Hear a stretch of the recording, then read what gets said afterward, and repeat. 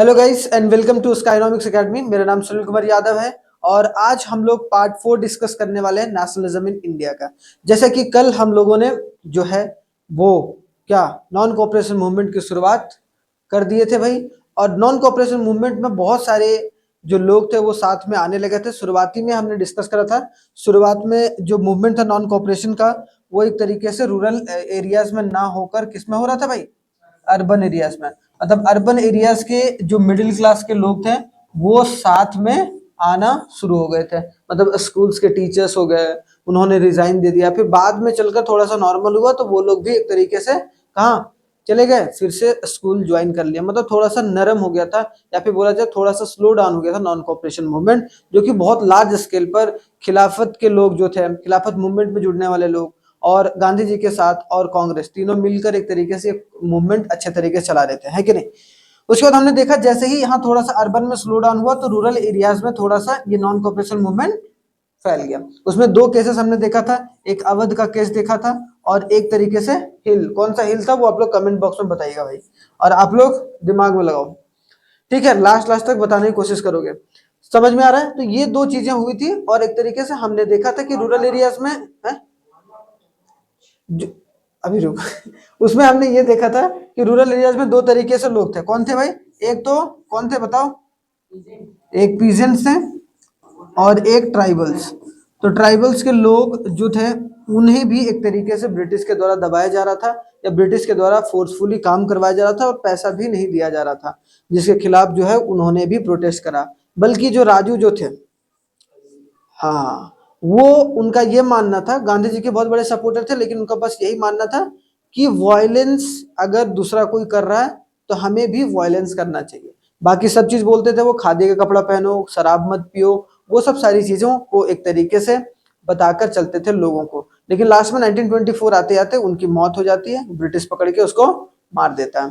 तब एक तरीके आज भी अगर उस हिल के ऊपर जाओ, ठीक है, वो कौन सा हिल था, वो हिल के ऊपर जाओ तो वहां पर आज भी उन्हें पूजा जाता है, एक फोल्क हीरो के रूप में देखा जाता है। चलिए अब आगे चलते हैं नेक्स्ट फेज पर हम अपने पढ़ाई का, और इसी में देखते हैं कि आगे स्वराज इन द प्लांटेशंस, ठीक है, कि प्लांटेशंस। अब देखो असम में ना बहुत सारे, असम असम खास करके टी के लिए बहुत फेमस है ना, जहां पर चाय वगैरह बहुत शानदार तरीके से उगाया जाता है। तो वहां की प्लांटेशन वर्कर को भी फोर्सफुली काम कराया जा रहा था। और क्या कराया जाता था, अगर कोई भी प्लांटेशन वर्कर्स आता था तो उन्हें उस जगह से छोड़कर जाने नहीं दिया जाता था, और अगर जाते थे तो बीच में रोक रोक के उन लोग को मारते पीटते थे। कौन? ब्रिटिशर्स।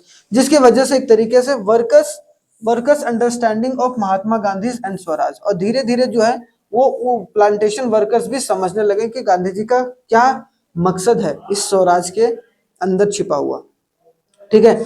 स्वराज का मतलब था भाई क्या? सेल्फ रूल, ठीक है, सेल्फ रूल के बारे में। तो plantation worker in Assam saw the freedom as the right to move freely and maintain the connection with their village. क्या होता था, कोई भी अगर असम में प्लांटेशन वाले जगह पर आता था तो उसको अपने गांव, अपने विलेज जो है वो एक तरीके से जाने नहीं दिया जाता था। बोला जाता था भाई आप लोग जो भी करो यहीं पर रहो, जब तक इस तरीके से हमारा परमिशन नहीं होगा तब तक आप लोग इस जगह को छोड़ नहीं सकते हो। जो कि एक बहुत बड़ी एक तरीके से, अब भाई कैद ही तो हो गया, जेल से कम क्या है। मान लो कहीं काम कर रहे हो तुम, ये यहाँ कोचिंग में पढ़ने आओ तुम, अब कोचिंग में मैं कैद करके रख लूँ, यहाँ से जाना ही नहीं है, तो क्या होगा? तुम्हारा राइट एक तरीके से हनन हो रहा है, या फिर एक राइट है वो तुम्हारे राइट को छीना जा रहा है भाई, तुम्हें अपने घर जाने से रोका जा रहा है। बल्कि अगर किसी को कोई भी इमरजेंसी होती है तो वो घर जाता है, लेकिन उस इमरजेंसी के दौरान भी वहां ब्रिटिशर्स नहीं जाने देते थे। और ये क्यों होता था भाई? क्योंकि एक कानून लाया गया था। कौन सा एक्ट लाया गया था? इनलैंड इमिग्रेशन एक्ट 1859, जो कि रेस्ट्रिक्ट करता था movement, keeping them confined to the tea garden, कि जो टी गार्डन है उसके अंदर ही, या जहां पर उनका जगह बना हुआ है वहीं पर वो रहेंगे, उसके आगे वो नहीं जाएंगे। जैसे रॉलेट एक्ट आया था भाई 2 साल में, 2 साल के लिए जेल में बंद कर देने के बारे में, सेम उसी तरीके से इनलैंड इमिग्रेशन एक्ट 1859 आया था, जिसमें प्लांटेशन वर्कर्स को एक तरीके से बिना ब्रिटिश के परमिशन से वो अपनी जगह को नहीं छोड़ सकते थे, जिसके वजह से वहां के लोगों ने समझा कि स्वराज क्या होता है, और प्लांटेशन वर्कर्स भी गांधी जी के नॉन कॉपरेशन मूवमेंट के साथ जुड़ना शुरू हो गए थे। ठीक है, यहां तक क्लियर समझ में आया? अब देखो, तो एक चीज हमने देखा शुरुआत में, अर्बन, फिर रूरल, फिर प्लांटेशन वाले वर्कर्स भी साथ में आ गए। ठीक है, अब देखते हैं non cooperation movement and plantation workers. तो thousands of worker defied authorities and left plantation. अब सबको भाई कि यार भाई वहाँ गांधी जी ने ना बहुत बड़ा एक तरीके से मूवमेंट चला रखा है, चलो वहां चलते हैं। तो लोगों ने एक तरीके से हजारों लोग इकट्ठा हो गए और सब रूल्स एंड रेगुलेशन ब्रिटिश का तोड़कर वो जाना शुरू हो गया, उन लोगों को वहां से छोड़ के जाने लगे।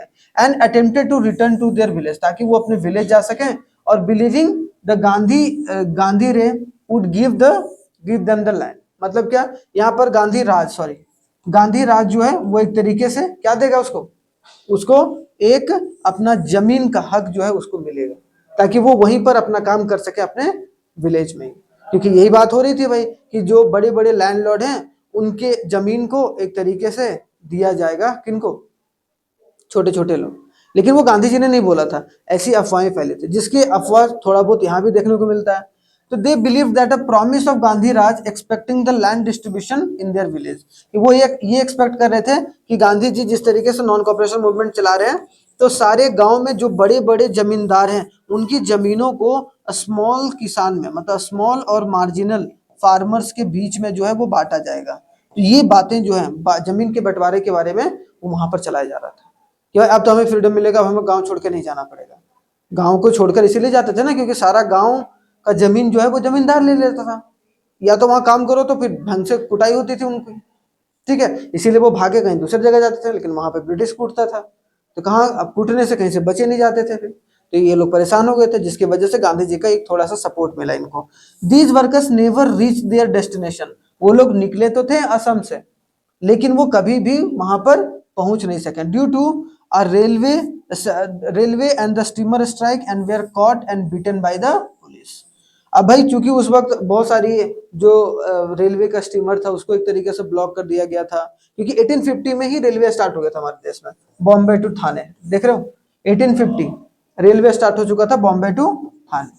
ठीक है, रेलवे तो रेलवे वगैरह चलता था, लेकिन रेलवे में हमारे देश हमारे जैसे लोगों को या फिर जो आम लोगों को उनको बैठने का मौका नहीं मिलता था। थे भी तो बहुत अब सोचो इतना मूवमेंट हो रहा था, आपको जाने का रास्ता भी तो चाहिए, ट्रांसपोर्टेशन भी तो चाहिए। तो वो लोग जहां मिलते थे उन लोगों को दिखाई देते थे, वहीं पर ब्रिटिश या फिर ब्रिटिश के पुलिस उनको मार के खत्म कर देते थे या फिर उनको भाग जाने के लिए। तो मतलब एक तरीके जो भी 1000-2000 लोग वहां से निकले थे वो एक तरीके से इधर उधर बटकर कहाँ गए कहाँ नहीं गए उसका कोई पता नहीं, और कभी भी वो अपने जमीन तक नहीं पहुंच पाए। तो ये स्ट्रगल आपको देखने को मिलता है कि उस समय जो हम लोगों को देखने को मिलता है। लेकिन क्या था आखिरकार, विजन क्या था, स्वराज का विजन क्या था, कैसे हम अपने राज को या हम अपनी अपनी जो लैंड को, अपनी जमीन को बचाएं। ठीक है, स्वराज का मतलब, तो movement were not defined by the Congress programmes. बहुत सारी बार पूछा गया भाई कि स्वराज का मतलब, लेकिन डिफाइन नहीं किया गया, but workers interpreted Swaraj in their own way, है ना, कि सारे लोग स्वराज का मतलब अपने अपने मतलब में अलग अलग निकाल रहे थे। पीजेंट्स अपनी तरफ से निकाल रहे थे, जो प्लांटेशन वर्कर्स थे वो अपने हिसाब से, जो स्कूल के टीचर्स थे वो अपने हिसाब से। ठीक है, और जो बोला जाए टाउन के लोग और जो अर्बन एरिया, सब अपने अपने हिसाब से, सारे लोग जितने भी लोग थे वो अपने हिसाब से स्वराज की मीनिंग को तय कर रहे थे। और कभी भी कांग्रेस ने ये डिफाइन नहीं करा था स्वराज का मतलब क्या है। एक तो बोला जा रहा था कि बस सेल्फ रूल, हम लोग अपना अपने देश में अपने राज करेंगे, लेकिन उसका कोई प्रॉपर डेफिनेशन नहीं देखने को मिलता है। Their action and aspiration reflected in a broader vision of a freedom. ज्यादातर अगर बोला जाए स्वराज का मतलब था एक तरीके से फ्रीडम बोला जाए, है ना, freedom despite being fully informed bye the Congress directive. बल्कि कांग्रेस कोई डायरेक्टिव एक तरीके से इसके, एक होता है ना कि भाई चलो स्वराज का मतलब क्या है, किस लिए हम लड़ रहे हैं, उसका एक प्रॉपर डेफिनेशन देंगे, उसका डेफिनेशन नहीं दिया गया लोगों को। इसके मतलब स्वराज के मतलब का जो एक भ्रम है वो सबको बोला गया कि अपने अपने मामले में सारे लोग सही सोच रहे हैं, वो अपने हिसाब से आगे उठना चाहते हैं। तो एक तरीके से ये बेसिक मतलब स्वराज का है कि भाई आपको फ्रीडम दिया जाएगा, आपको ओन प्लेस दिया जाएगा काम करने के लिए, ताकि आपको बाहर जाकर काम ना करना पड़े, और एक तरीके से ब्रिटिश जो है वो आपको तंग नहीं करेगा। यही तो है, यही तो लोग चाह रहे थे वहां पर, है कि नहीं। अब आगे देखो भाई, इमोशनल कनेक्शन कैसे रहा। अब सोचो इतना बड़ा मास मूवमेंट, उसके साथ साथ इमोशन तो आना जायज है भाई, बिना इमोशन का तो कुछ काम ही नहीं होता। अगर आज कोई पॉलिटिकल लीडर कोई भाषण देता है तो इमोशनल हो जाता है कभी कभी, ताकि जो लोग हैं उसके इमोशन को समझ पाए और उनको वोट दे पाए। तो आखिरकार यहाँ पर अगर देखा जाए ट्राइबल चैंटिंग गांधी जी ने, अगर देखा जाए तो ट्राइबल पीपल्स जो थे, जितने भी ट्राइबल पीपल्स, वो लोग जो थे वो गांधी जी का नाम चैंट करते थे एंड डिमांडिंग अ स्वतंत्र भारत, मतलब फ्रीडम इंडिया, मतलब फ्री इंडिया, है ना, समझ रहे हो क्या चैंट करते थे, एंड डिमांडिंग स्वतंत्र Bharat, showed their emotional connection to a larger movement. और जहां भी मूवमेंट करते थे गांधी जी जिंदाबाद, स्वतंत्र भारत, हमें स्वतंत्र भारत चाहिए, और एक तरीके से गांधी जी का नाम चैंट करते थे, जिसकी वजह से गांधी जी का रोल जो था पूरे ऑल ओवर द इंडिया में तेजी तरीके से उनका दबदबा बढ़ रहा था। ठीक है, यहाँ तक they identified with the movement beyond the immediate locality when acting the Gandhiji's name or linking their action to the Congress। मतलब एक तरीके से वो लोग ज्यादा कुछ नहीं सोच रहे थे, बस ये सोच रहे थे भाई कि कांग्रेस है और गांधी जी है, यही सब जो है मिलकर एक तरीके से हम लोगों को इस पचड़े से बाहर निकालेंगे। तो मतलब इमोशनल कनेक्ट बन गया था। अब जब किसी के साथ आपका इमोशनल अटैचमेंट हो जाता है ना, तो फिर आप सही गलत नहीं सोचते हो, बस सोचते हो कि हाँ भाई वो बंदा बोला है वो सही है, उसी के साथ चलो, ज्यादा दिमाग मत लगाओ, है कि नहीं। अब देखो किसी के साथ मान लो कि तुम अपनी माता से बहुत प्रेम करते हो, तो माता जी ने कुछ भी बोल दिया तो आप ऐसा नहीं बोलोगे कि कटाच बोलो ठीक है मम्मी कर देते हैं, क्या दिक्कत है, ठीक है, तो उनके साथ कि भाई बेटा चलना है हमें वहां पर, बस चलो, हम फिर सवाल नहीं करते हैं। तो वही चीज जो था हमारे देश के लोगों में आ चुका था एक तरीके से। ठीक है, अगर देखा जाए विड्रॉवल, अब विड्रॉ क्यों किया गया, सबसे बड़ी बात यहाँ पर एक बात आती है कि विड्रॉ मूवमेंट क्यों किया गया। ठीक है, तो इन फरवरी 1922 क्या केस होता है भाई, चौरा चोरी का केस होता है, जहां पर लोग जो है शांति तरीके से थोड़ा बहुत अपना मूवमेंट कर रहे होते हैं, और अचानक से वो शांतिपूर्ण मूवमेंट जो गोरखपुर में हो रहा होता है, वो एक तरीके से बहुत बड़ा वहां पर दंगा होना शुरू हो जाता है, पुलिस स्टेशन जला दिया जाता है, बहुत सारी चीजें होती है वहां पर, बहुत दंगा होता है, मतलब वायलेंस बढ़ जाता है। और यहाँ पर कहां पर, चौरा चौरी केस, ठीक है, चौरा चौरी केस, ठीक है, कहां पर भाई, गोरखपुर, ठीक है, याद रखना कहां पर, गोरखपुर।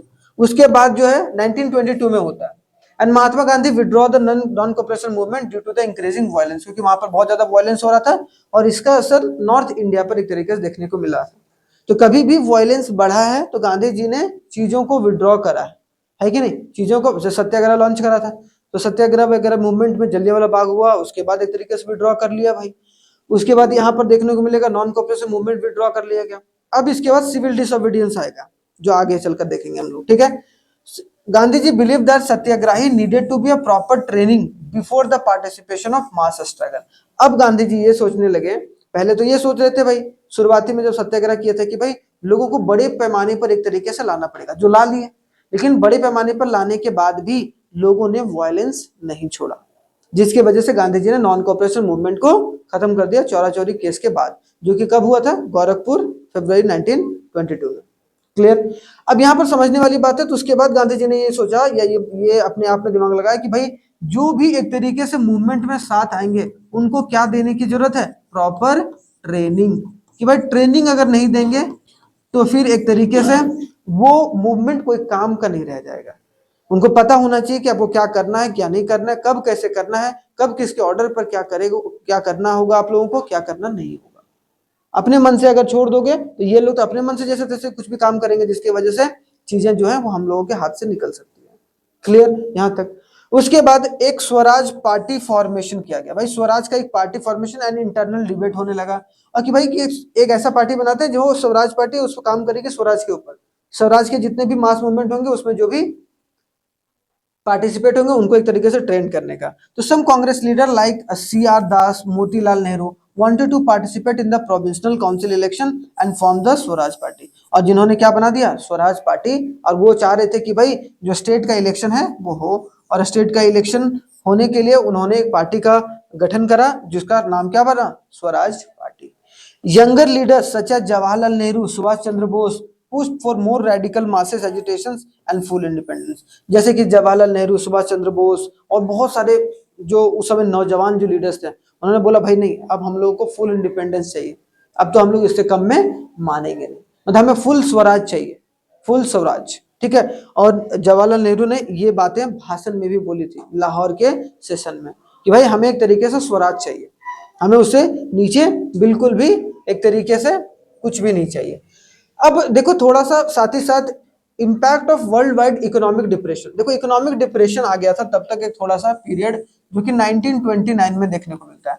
1929 में ग्रेट डिप्रेशन आता है, ग्रेट डिप्रेशन का मतलब महामंदी, जहां पर एक तरीके से खाने की चीजों का कीमत बढ़ जाना, या फिर खाने मतलब हमारा फसल बर्बाद हो जाना, तो ऐसा डिप्रेशन, लोगों को काम धंधा ना मिलना, तो एक डिप्रेशन आया। तो एग्रीकल्चर प्राइसेस फेल, अब जिसकी वजह से या तो बहुत ज्यादा दाम हो गया, और एग्रीकल्चर यहाँ पर क्या हो गया, उसका दाम बहुत कम हो गया। अब जब दाम बहुत कम हो गया तो वहां की खेती बाड़ी जो काम कर रहे थे उनको बहुत बड़ा घाटा हो गया भाई। And and leading to the decline in the export, और जो हम लोग एक्सपोर्ट कर रहे थे, वो एक्सपोर्ट भी काफी हद तक एक तरीके से कम हो गया, जिसके वजह से हमारे देश में फॉरेन करेंसी जो कि डॉलर वगैरह आना था वो भी कम हो गया। And difficulty for the peasants to pay their revenue, जब एक्सपोर्ट कम हो गया, जब वो सामान बेच ही नहीं पा रहे, दाम कम मिल रहा है, तो वो गवर्नमेंट मतलब ब्रिटिश गवर्नमेंट को वो कम पैसा दे पा रहे थे, जिसका जो भुगतान है वो ब्रिटिश जो है जोर जबरदस्ती करके एक तरीके से कर रहा था, है कि नहीं। बाई 1930 अगर 1930 तक देखा जाए, इंडियन कंट्री साइड मतलब जो विलेज एरिया वाला साइड है, was in the turmoil due to the economic depression, कि हमारे जो रूरल एरियाज थे वो एक तरीके से पूरे तरीके से हिल गई थी, ठीक है। रूरल एरियाज या फिर रूरल के जितने भी लोग थे, पीजेंट्स जो थे, वो बर्बाद हो चुके थे, मतलब उनको सही प्राइस नहीं मिल रहा था, और जिसके वजह से वो अपनी जो लगान है या टैक्स है वो गवर्नमेंट को अच्छे से नहीं दे पा रहे थे, और जिनका सीधा असर या जिसका सीधा फायदा ब्रिटिश जो है वो अपने लाठियों के दम पर एक तरीके से निकालने की कोशिश कर रहा था, ठीक है। तो हमें ये समझ में आ गया कि इकोनॉमिक डिप्रेशन क्यों इंपॉर्टेंट यहाँ पर था। उसके बाद देखो एक काम होता है साथ ही साथ, ठीक है। 1926 में ये सब सारा काम होने के बाद 1929 में 1929 में बहुत बड़ा ग्रेट डिप्रेशन आता है, उससे बहुत सारी दिक्कतें आती हैं। उसी के साथ साथ जो है साइमन कमीशन, एक कमीशन गठन होता है 1927 में, कि भाई जब इतना बड़ा मास मूवमेंट हो रहा था कि तो ब्रिटिशर्स जो लंदन में बैठा हुआ था या फिर जो गवर्नमेंट ब्रिटेन में बैठा हुआ था, उसने क्या सोचा कि भाई हम जो है पॉलिसी बनाएंगे कि किस तरीके से उनको जो है उनका स्वराज देंगे, और उसमें क्या किया गया, एक कमीशन का गठन किया गया, बहुत सारे लोग जो थे, और इसमें एक गड़बड़ी ये थी कि सारे कौन थे, ब्रिटिशर्स के आदमी थे साइमन कमीशन में। एक साइमन कमीशन एक तरीके से बनाया गया, जो कौन सा बंदा लीड कर रहा था, साइमन, ठीक है। साइमन बंदा का उसी के नाम पर ये कमीशन बैठाया था। अब वो कमीशन को भेजा कहाँ पर, भाई इंडिया जाओ और इंडिया को बोलो कि ये जो है वो आपको हम देंगे, ठीक है। और उनसे सुनो भी कि क्या क्या वो चाहते हैं। कुछ हमारे पास ये लोग है और वो ब्रिटिशर्स, सारे ब्रिटिशर्स थे, वो बोल तो रहे थे, लेकिन कोई भी एक ऐसा नेता नहीं था या ऐसा लीडर नहीं था जो कि एक तरीके से स्वराज चाहता हो, ठीक है, जो उनके कमीशन में हो, जिनकी वजह से हमारे देश के लोगों ने साइमन कमीशन को आने ही नहीं दिया और भाग यहाँ से। तो साइमन कमीशन को हमने भगा दिया, इसलिए देखो इतना बड़ा पोस्टर देख रहे हो, साइमन गो बैक का नारा लगा, ठीक है, और साइमन को हमारे देश में आने नहीं दिया गया। लेकिन यहाँ पर देखो द टॉरी गवर्नमेंट मतलब उस वक्त का जो वहां के एक तरीके से सबसे ऊंचे पद पर थे, उन्होंने एक तरीके से ब्रिटेन सेटअप एक स्टैट्यूटरी बॉडी, एक स्टैट्यूटरी कमीशन बैठाया भाई, ठीक है, under the sun sir John Simon to review the constitution system in India. उस वक्त तक भारत में बहुत सारे लीडर थे, या हमारे देश का जो पार्टी कांग्रेस था वो एक बोल रहा था कि भाई हम लोग को एक प्रॉपर संविधान चाहिए, प्रॉपर कानून चाहिए, जिसके हिसाब से हम लोग काम करेंगे, इलेक्शन बढ़िया से हो, सारी चीजें हो, लेकिन वो सब काम जो है हो नहीं रहा था, जिसकी वजह से साइमन कमीशन आया भाई कि देखते हैं कि क्या क्या आप तुम्हारे संविधान में एक तरीके से होना चाहिए। The commission face the opposition, commission ने क्या फेस करा, अपोजिशन, कहां से, in India, as it has no Indian members, leading to a protester with a slogan go back Simon, जिसके वजह से एक भी इंडियन ना होने की वजह से हमारे देश के जितने भी बड़े बड़े लीडर थे उन्होंने गो बैक साइमन का नारा लगाना शुरू कर दिया। क्लियर। अब यहां से ऑल पार्टीज इंक्लूडिंग कांग्रेस, मुस्लिम लीग टूक part in the demonstration against the commission. देख रहे हो, मतलब यहाँ पर कांग्रेस हो गया और जो मुस्लिम लीग है वो एक तरीके सब साथ में मिलकर आकर जो है इसका विरोध किया गया, जिसके वजह से साइमन कमीशन का रिपोर्ट कभी भी हमारे देश के लोगों ने एक्सेप्ट नहीं करा, ठीक है, ये बात समझ के चलना है। तो ये साइमन कमीशन का चीजें 1927 में चल रहा था। उसके बाद अब भाई बोला कि यार अब साइमन कमीशन को भेज दिया भाई, तो जो इंडिया के उस वक्त वाइस रॉय हुआ करते थे, ठीक है, वो उन्होंने बोला कि चलो भाई अब कुछ करते हैं तुम्हारे लिए। तो बोला वाइस रॉय ऑफर किया, vice Roy offer and demand for a पूर्ण स्वराज, कि भाई हम आपको पूर्ण स्वराज देंगे, कैसे देंगे, आप मेरे पास आओ मीटिंग के लिए। तो वाइस रॉय ने क्या बोला कि ठीक है भाई पूर्ण स्वराज देंगे, लेकिन एक बार आओ तो बात तो करें, ठीक है। तो यहाँ पर उस वक्त वाइसरॉय कौन थे? लॉर्ड इरविन अनाउंस द वेग ऑफर। वेग ऑफर मतलब लुभावना, कि हम आपको क्या देंगे भाई? डोमिनियन स्टेटस देंगे, मतलब आप लोगों को पूर्ण स्वराज दे देंगे, कि भाई चलो आप अपने हिसाब से एक तरीके से वहां पर इलेक्शन कर सकते हो, काम कर सकते हो, लेकिन रहेगा ये भारत का, भारत जो टेरिटरी रहेगा वो रहेगा ब्रिटिश का। मतलब आप लोग टैक्स वैक्स दोगे हमको, लेकिन आप लोग अपने तरीके से हिस्सा जो है वो ले सकते हो। मतलब ये हो गया ना वही बात कि सारा चीज नाम का है हमारा, लेकिन बाकी सारा पैसा तो तुम ही ले रहे हो। तो बोला कि हम डोमिनियन स्टेटस देंगे for India and a round table conference to discuss the future constitution in India in 1929। और अक्टूबर 1929 में इन्होंने बोला कि भाई आओ, अगर कोई दिक्कत है डोमिनियन स्टेटस के बारे में, अगर कुछ तुम्हें कोई प्रॉब्लम है, कुछ बात करनी है, तो राउंड टेबल कॉन्फ्रेंस करते हैं, वहां पर आओ, वहां पर बातें करते हैं, उसमें जो भी चीज निकल के आएगी साथ में मिलकर हम लोग करेंगे, लेकिन साथ ही रहेंगे। दिस ऑफर, लेकिन ये offer did not satisfy the Congress leader. लेकिन ये सब जो ऑफर जो भी दिया गया था डोमिनियन स्टेटस का, वो एक तरीके से कांग्रेस को नापसंद हुआ। And radicals led by the Jawaharlal Nehru and Subhash Chandra Bose become more assertive. और जो जितने भी अलग अलग तरीके के लोग थे जो मूवमेंट स्वराज चाहते थे, जवाहरलाल नेहरू जैसे, सुभाष चंद्र बोस, उन्होंने बोला कि अब थोड़ा सा और दम लगाना पड़ेगा, ये नहीं मान रहा है, ये झूठ मूठ में हम लोगों को लॉलीपॉप ठहराने का मतलब देने का कोशिश कर रहा है, अब देगा कुछ नहीं। एक होता है ना, बच्चों को बोलते हैं हाँ बेटा लॉलीपॉप ले ले तू, उसके बाद देखेंगे तुम्हारा साइकिल लिया जाएगा, फिर कब लेंगे उसके साइकिल, या कब आएगा उसका साइकिल, वो भगवान ही जाने। होता है कभी कभी बचपन में। सेम उसे देगा लॉलीपॉप जो वो देने की कोशिश कर रहा था लॉर्ड इरविन डोमिनियन स्टेटस के बहाने हम लोगों को, लेकिन हम लोगों ने बिल्कुल भी एक्सेप्ट नहीं करा। ठीक है, अब आता है डेट कौन सा? इन दिसंबर 1929, अक्टूबर में ये सब काम, दिसंबर में लाहौर का सेशन होता। अभी मैंने बताया लाहौर सेशन में नेहरू जी प्रेसिडेंसी में जो है वो formalise the demand for the पूर्ण स्वराज। मतलब नेहरू जी जहां से एक तरीके से इलेक्शन वगैरह लड़ रहे थे, वहां से उन्होंने जब भाषण दिया तो उन्होंने क्या बोला कि अब हमें क्या चाहिए? पूर्ण स्वराज चाहिए। पूर्ण स्वराज का मतलब full independence for India. Lahore से बोला था, लाहौर भी पहले इंडिया का ही पार्ट था, बाद में 1947 में अलग हुआ ना, तो पाकिस्तान में चला गया।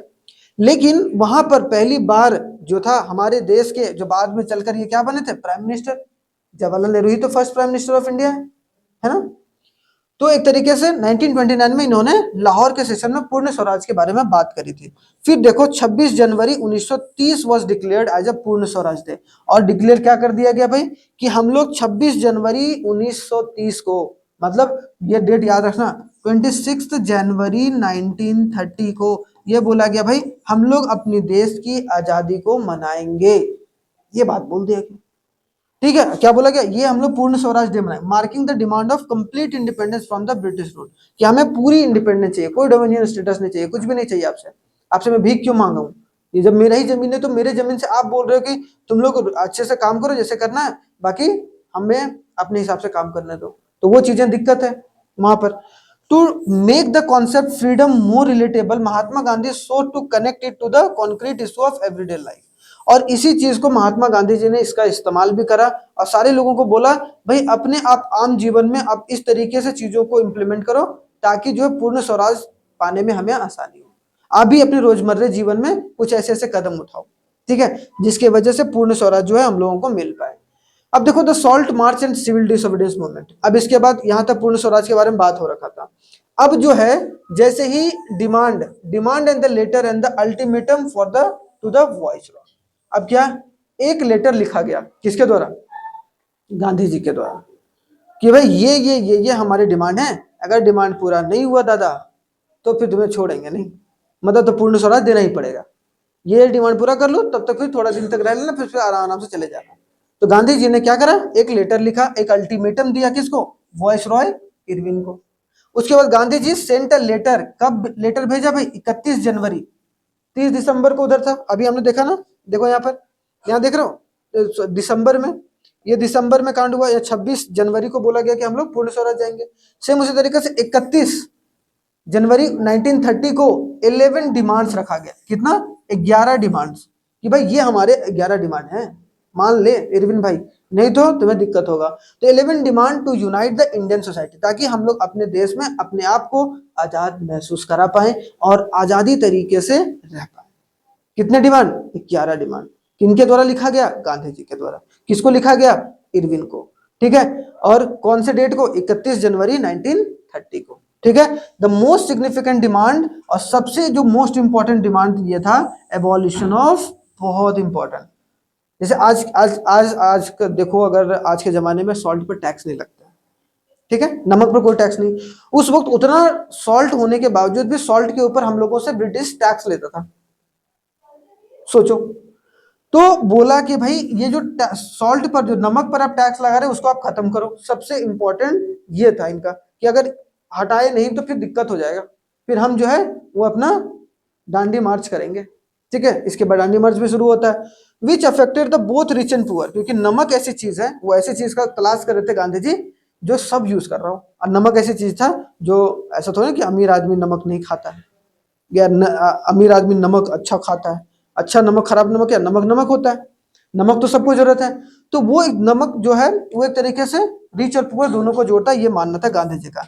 इन्होंने बोला कि if demand were not met by 11, अब इन्होंने अल्टीमेटम भी दे दिया कि भाई देखो 31 जनवरी को मैं लिख रहा हूँ, 11 मार्च तक अगर डिमांड पूरा नहीं हुआ, द कांग्रेस वुड लॉन्च, जो कांग्रेस पार्टी है वो लॉन्च कर देगी क्या, सिविल डिसओबीडियंस कैंपेन। आपके खिलाफ सिविल डिसओबीडियंस मूवमेंट, एक तरीके से कैंपेन छेड़ दिया जाएगा, उसके बाद आप फिर हमें रोक नहीं सकते। तो मतलब 11 मार्च का अल्टीमेटम भी दे दिया, ठीक है। इरविन रिफ्यूज टू नेगोशिएट, ये जो इरविन था उन्होंने बोला ना ऐसा नहीं होगा, ठीक है। एंड लीडिंग टू, जिसकी वजह से गांधी जी ने सॉल्ट मार्च शुरू कर दिया। सॉल्ट मार्च मतलब क्या, डांडी मार्च, ठीक है। तो सॉल्ट मार्च क्यों शुरू हुआ पता चला, क्योंकि उसने बोला था गांधी जी ने कि भाई टैक्स, भाई जो सॉल्ट पर लगा रहे हो खत्म कर दे, नहीं तो गड़बड़ हो जाएगा। हाँ, लेकिन वो एक तरीके से इरविन ने नहीं माना, इरविन ने नहीं माना, तो सॉल्ट मार्च पर गांधी जी निकल पड़े। कहां से, कहां नहीं, बोला नहीं हम लोग कुछ नहीं करेंगे, कुछ नहीं, बोला कि नेगोशिएट करेंगे नहीं करेंगे, अपने हिसाब से बोल रहा था वो, ठीक है। लेकिन उसका डिमांड पूरा नहीं हुआ, जो कि बोला गया था 11 मार्च तक हो जाना चाहिए, डिमांड पूरा नहीं हुआ भाई।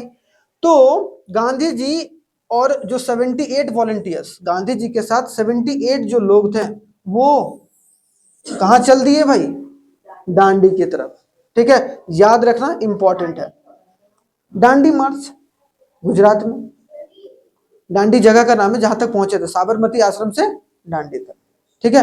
तो ये तक देखो, फ्रॉम साबरमती टू डांडी, देख रहे हो, साबरमती आश्रम जहां पर अभी भी गांधी जी रहते थे, उस आश्रम से लेकर कहां चले गए वो, डांडी तक।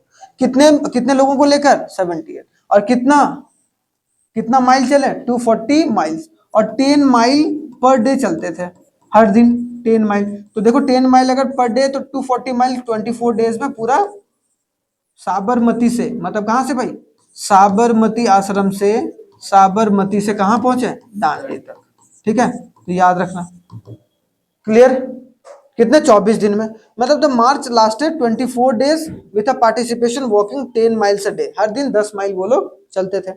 थाउजेंड्स ऑफ गैदर्स, अब बीच बीच में जितने भी लोग आ रहे थे वो भी जुड़ते जुड़ते चले जा रहे थे, जिसकी वजह से बहुत ज्यादा एक तरीके से मास, एक जो मूवमेंट में बदल गया ये। Thousands gather to listen the Gandhi ji speech, और हर दिन जहां जाते थे, जहां रुकते थे, वहां लोगों से बात करते थे, चीजों को एक तरीके से सुनते थे।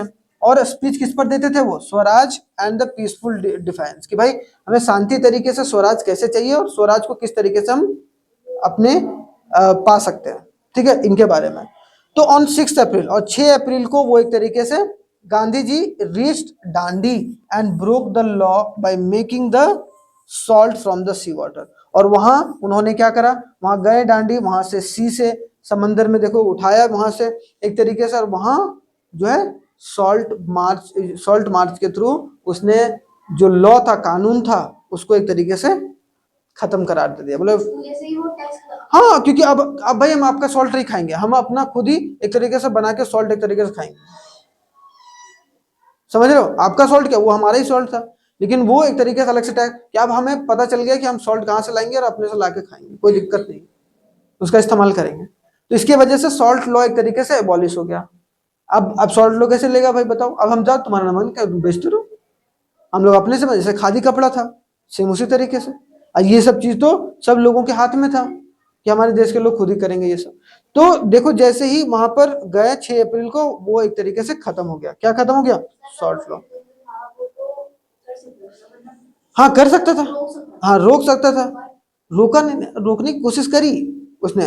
जब वो 24 दिन चल रहे थे गांधी जी, उन्होंने बहुत कोशिश करी, लेकिन जब इतना बड़ा जो मूवमेंट बदल जाए, या फिर हजारों लोग, 1,500 लोग, 2,000 लोग साथ में आएंगे, तो अगर छेड़ने का मतलब है पूरा देश साथ में आ जाता। गांधी जी को थोड़ा सा 10 माइल अ डे, मतलब 10 माइल कम से कम 15 से 20 किलोमीटर के आसपास हर दिन चलते थे।